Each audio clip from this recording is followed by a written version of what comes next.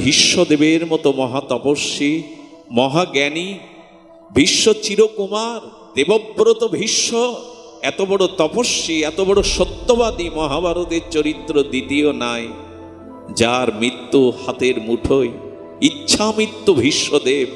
সেই ভীষ্ম কুরুক্ষেত্রে সরসজ্জায় অসংখ্য তীরের উপরে আর যন্ত্রণা কাতর হয়ে প্রহার গুনছে।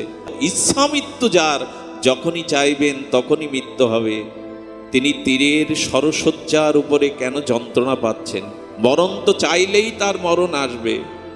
ভীষ্মদেব মনে মনে আর নিবেদন প্রার্থনা করছেন, হে ভগবান, সারাটা জীবন এই কৌরবদের পাণ্ডবদের দায়িত্ব পালন করতে করতে যুদ্ধ করতে করতে আমি অন্তিম সময়ে এসে পৌঁছেছি। হে অনাদির আদি, হে সর্বকারণের কারণ, হে মঙ্গলময় কল্যাণময় সচ্চিদানন্দ ভগবান, মৃত্যু তো হবেই, কিন্তু মনের একান্ত অভিলাষ একান্ত প্রার্থনা, মৃত্যুর সময় তোমার ত্রিভঙ্গ মোরারি শ্যামসুন্দর রূপ দেখে আমি মরতে চাই।